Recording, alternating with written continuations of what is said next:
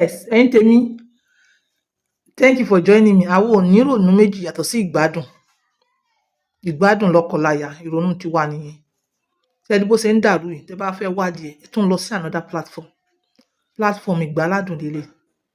Yes, ẹ̀yin tèmi aláyọ̀, ẹ̀yin tèmi alálùpọ̀ká, thank you for joining me. If this is your first time, this is On Point by Two, always using my words to help others. Lórí àléfà yìí, ọ̀rọ̀ lọ́kọláya àti gbogbo dídí dọ̀ǹdẹ̀. Yọjú lójú window rẹ̀, yọjú lójú window ẹ̀ sìn. Wàá rí pé gbogbo ẹ̀ ń dàrú. Gbogbo ẹ̀ ń dàrú. Bẹ́ẹ̀ lẹ́ẹ̀kọ̀ọ̀kan, èmi máa ń fẹ́ kíyàn calm down, kíyàn náà kó gbàgbé nípa sorrow, kó gbàgbé nípa bó ṣe ń dàrú. Kó snap back, kó rántí ìyàwó ẹ̀. Ìwọ ìyàwó, snap back, rántí ọkọ ẹ̀. Gbogbo ẹ̀ ń gbóná. Ṣé bá ṣe máa continue lélẹ̀? Ó lè lead sí stroke, ó lè lead sí hypertension. Èmi ò dẹ̀ ní fẹ̀yìn fún àwọn ti tèmi lórí bíbá. Yes, gbogbo yín lẹ̀ ń béèrè pé kí lorúkọ ewé tí mo discuss níjọ́ yẹn? Kí lorúkọ ewé yẹn? Kí lorúkọ ewé yẹn? Ẹ má lọ jìnnà, màá sọ orúkọ ewé yẹn fún yín lórí bíbá yìí náà ni, lénìí náà ni, lórí fídíò yìí náà ni. Ẹ̀yin tèmi, mò ń gbádùn yín, ẹ̀yin náà ń gbádùn mi. Yes. But before I go there, ṣé mọ̀ pé mo drop fídíò kan, bóyá ẹ̀yin kò tí wò, tí mo ní omi ládùn. Àmọ́ omi yẹn kì í ṣe omi adùn, omi yálé. Omi ò ní yálé yín o, omi ò ní kó yín lọ o, kò í ṣe nǹkan tó dáa. But mo gbé yẹn síbẹ̀ yẹn nítorí fídíò yẹn kú mọ́, ó tún kàyàn láyà. Ẹ̀yin tèmi, bó ṣe ń dàrú everywhere nìyẹn, k'Ọlọ́run má jẹ́ ó dàrú nínú ilé wa. Make yourself happy. Ẹ make ọmọ yín happy, ẹ make ìyàwó yín happy, make ọkọ happy, make ọkọ rẹ happy mọ̀mọ́. Ìyàwó make ọkọ ẹ happy. Kí wọ́n tó gbà mọ́ ẹ lọ́wọ́ níta àti wọ ọkọ, make ìyàwó ẹ happy. Like seriously, ọmọ òwò pó ti di ìyá àpàtì, àwọn kan sì wà tí wọ́n sì ń fẹ́ ìyá àpàtì ń tà. Make ara yín happy. Lórí ti tèmi, omi ládùn, mo fẹ́ sọ fún tó sọ orúkọ ewé yẹn fún yín. Omi ládùn, omi. Ẹ̀yin ẹ wo omi yẹn. Ibi tí wọ́n dè mọ́, nígbà tó jáde ẹ rí bó ṣe ń bínú, tó ṣe ìtù. Ṣẹ́yìn orí. Bẹ́ẹ̀ náà ni omi ládùn. Ẹ̀yin obìnrin tí ọkọ rẹ ò bá ti gbé ẹ débi tí wàá ti ṣomi nídìí. Tọkọ rẹ ò bá ti gbé ẹ débi tí wàá ti ṣomi nídìí. Kì í ṣe pé kẹ́ ẹ lọ mú káyá mátá kẹ́ ẹ mọ̀ jò unnecessarily tó sí control yẹn kọ́ o. Tó tí tèmi, tó tí gbomi nídìí rẹ̀. Níjọ́ tómi yìí bá jáde, mi ò sọ pé kó yẹn kàn wet lásán o. Tí omi yìí bá jáde, ó dàbí ẹni pé wọ́n tú nǹkan síta. Ṣé rí bí omi fídíò yẹn ṣe ìtùà tó ń bínú? Bẹ́ẹ̀ náà ni omi yẹn ó ṣe jáde tó ṣe tùà. Like seriously, ẹ̀yin obìnrin kan, ẹni ká mọ̀ síjú àwọn obìnrin kan síbẹ̀, ká mọ̀ síjú wọn síbẹ̀.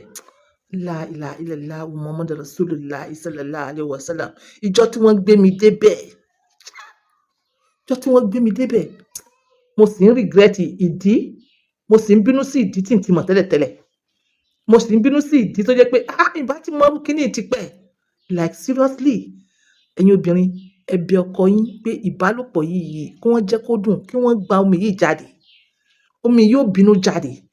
Kò dẹ̀ kí ń jẹ́, kò yẹ ṣe pé omi tó ń jáde lásán, omi tó máa ń jáde pẹ̀lú adùn ni. Like seriously, you will not say irú adùn wo leléyìí, mi ò rí irú eléyìí rí. Ṣé pé mo sọ́njọ́ yẹn, mo ní ìwọ ọkọ, má jẹ́ kí wọ́n discover ẹ̀ fún ìyàwó rẹ̀ ń tà. Ẹ̀yin kan sọ pé obìnrin tó bá yàlè, má jẹ́ kó obìnrin yẹn yàlè, má jẹ́ kó yàlè. Ìwọ gangan ọkọ ni mò ń sọ. Mo ní platform yìí lọ́kọ láya. Ẹ̀yin obìnrin, yes, tẹ́ bá ti ń tẹ̀lé mi tipẹ́, mo ní àwọn few percentage of women kan wà, rigid ni wọ́n. Rigid. Kò sí kankan tó ń jẹ́ wetness fáwọn. Ọlọ́run ní jẹ́ ká wá jẹ́ yẹn. Ìwọ tó bá jẹ́ rigid, wá. Mo ní kó wá. Ó ṣì wà lójú ọwọ́. Ìwọ tó sì, ó ṣì ń give time, you will still enter menopause. Ṣé orí kíní orí ọ̀fẹ́ tá à ń sọ yìí kò ní rí mọ́? But àwọn obìnrin tó jẹ́ pé wọ́n ti ń rí orí ọ̀fẹ́ pé kí wọ́n mọ̀ dà, kómi yìí mọ̀ jáde, kí wọ́n mọ̀ dà. Èmi ò sọ mi lásán o. Èmi ò sọ kí ọkùnrin fọwọ́ kàn yàn kára yàn tutù. Mi ò sọ yẹn o. Àní ìgbà tí wọ́n bá gbé ẹ débẹ̀, ìgbà míì kò necessary pé ọkùnrin yóò ti nǹkan bọ̀ kí omi yìí tó jáde. Kò necessary. Àyàfi tó bá jẹ́ wípé bí ó yá irú ọkùnrin yẹn, Ọlọ́run fún ní kìmí tó kọ́fù sọ́nà òkè. So tó bá wọlé tí ìkìmí rẹ̀ tó kọ́fù sọ́nà òkè yẹn, ó wá kan bí tá à ń pè ní G-spot. Tó dẹ̀ mọṣẹ́ rẹ̀ níṣẹ́, tí ọkùnrin yẹn mọṣẹ́ rẹ̀ níṣẹ́, tó mọ bí tó yẹ kó fọwọ́ kan lára ìyàwó rẹ̀. tí ọkàn ìyàwó náà balẹ̀ because ọkàn rẹ̀ ò bá balẹ̀ ò lè débẹ̀. Tí ọkọ náà balẹ̀ sí nǹkan tó ń ṣe, ẹ má ṣì mí gbọ́ o, mo ní tí nǹkan ọkùnrin kó cough báyìí, tó cough sọ́nà òkè báyìí, tí ò ṣe pé èyí tó wọnú tán, tó rọra dó bí like 2 inches in, or is it feel like kékeré, ká sọ wípé 1 inch, sorry, 1 inch in. But ó máa ń vary sí nígbà míì. Kò ṣe pé èyí tó wọlé, tó bá wọlé tán, ò ní dictate ibẹ̀ yẹn. Tí obìnrin dẹ̀ relax, tí èsì obìnrin tó rigid, tó èsì pé obìnrin tó gbé gbogbo ẹ̀ lórí. Mo ní nígbà ìbálòpọ̀ ẹ máa relax. Nígbà ìbálòpọ̀ sọ́ra rẹ kalẹ̀ pé yes, mo fẹ́ relax. Eléyìí tá à ń fún yín yìí wàláì valuable teaching ni tí ìyá àti bàbá lè má lè kọ́ yín. Kàn relax, kí ni àǹfààní pa marry tá wàá jẹ ìgbádùn marriage yẹn? Like seriously, that is sour. That is sour. So tí ìwọ bá ní nǹkan tó cough, kò dẹ̀ kí n ṣe gbogbo ọkùnrin ló ní nǹkan tó cough. Àwọn ọkùnrin míì ó straight ni, ó lè má lè kan G-spot. So ìwọ tí ìyàwó rẹ ò bá rí bí dà pẹ̀lú nǹkan rẹ, pẹ̀lú nǹkan ọkùnrin yẹn, pẹ̀lú gbòòlà rẹ, tí ìyàwó rẹ ò rí bí dà, o lè lu ọwọ́, fi ọwọ́ rẹ wá fún ìyàwó ẹ̀. Wàláì tómi yóò bá ti jáde, you are missing. You are just missing. Ẹ má bínú fún nurse, àwọn ọmọ ilé kéwú pọ̀ ládùúgbò. You are just missing. So ẹ try láti gbo omi yẹn dùn. Tó bá jáde, ó dùn. Like seriously, ṣé èṣù ló dá ni? Tómi yẹn ṣé èṣù ló dá? Tẹ́yìn kan fi fẹ́ ṣe ojú ìyàwó yín síbẹ̀ yẹn. Ṣé èṣù ló dá omi yẹn? Ọlọ́run ló dá náà. Ọlọ́run ló dá fún obìnrin náà. So ẹ wá, kó tó di pé wọ́n sọ wípé ìwọ ò ní oore ọ̀fẹ́, kó tó di pé ó ti write ara rẹ̀ off pé èmi rigid ni. Kó tó di pé ọkọ wàá ti write ìyàwó rẹ̀ off pé rigid ni. Ẹ kọ́kọ́ try náà. Ẹ try, ẹ wá. I'm telling you, tó bá lè wá fún ìyàwó ẹ, inú rẹ̀ ó dùn. Ó mọ bọ ẹni, ó mọ tẹ̀lé ẹni ṣóṣòṣó. Ìbálòpọ̀ rẹ̀, in fact, she be enslaved to your ìbálòpọ̀. She be enslaved. So àwọn òdẹ̀ ní fẹ́ kí obìnrin jáde síta bá a ṣe ń sọ ìkọlọ discover enter. No. Lọ́kọláya ni. Fún ìgbádùn lọ́kọláya ni. Èmi ò ní kí ìwọ ìyàwó gbé jáde.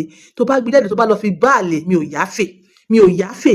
Ọkọ àti ìyàwó ni mò ń bá wí. Ask and you shall be given. Àwọn tí mo pè ní rigid yìí, wọn ò ju 3% lọ. So mo calculate ara rẹ pé rigid ni ẹ. Wọ́n sọ pé ìyàwó mi o, rigid ni o. Mo sọ bẹ́ẹ̀ fi sabilillah, mo sọ bẹ́ẹ̀. Yes, ẹ̀yin tèmi, ewé ọ̀sẹ́pẹ̀tú. Àwọn kan pè ní ewé ìgbálẹ̀. Mo ti sorry now. Ọ̀sẹ́pẹ̀tú. Ẹ rí pé àwọn míì wọ́n ti sọ lórí comment. Ewé ọ̀sẹ́pẹ̀tú ni. Ẹ lọ wá. Cheap, òun ló wà níwájú ilé yẹn. Lọ fi fídíò yẹn, lọ fi compare ewé tó wà níwájú ilé ẹ̀. Then ewé yẹn mo sọ, ṣé mọ̀ pé kíní ẹ̀ ni mò ń sọ, egbò rẹ̀ láàárọ̀ mọ́ fi run pákò. Tó bá fi rin pákò, wàá dẹ̀ máa soak omi ẹ̀, máa mu omi ẹ̀. Bẹ́ẹ̀ kí o tó lò ó, dákun fọ̀ dáadáa o. Wàá máa soak omi ẹ̀. Tó bá ti wá run pákò, èyí tó bá ti jẹ lẹ́nu, mọ́ tú jáde. Èyí tó bá ti kú bí shaft, mọ́ tú jáde. Ewé oríṣiríṣi pákò ló wà. Ta fi ń rin ẹyin. Ẹ lọ sọ́dọ̀ àwọn Adékúnlẹ́ja. Ẹ lọ bí wọ́n pé ẹ ń fẹ́ egbò akérèjùpọ́n. Ó wà lára kíní pákò ta fi ń rin ẹyin. Ẹ ti máa soak omi ẹ̀. Ó wà lára àwọn pákò. Bákan náà ni a ní pákò kan tá ń pè ní ashwakimata. Ìyẹn dá fẹ́yìn obìnrin.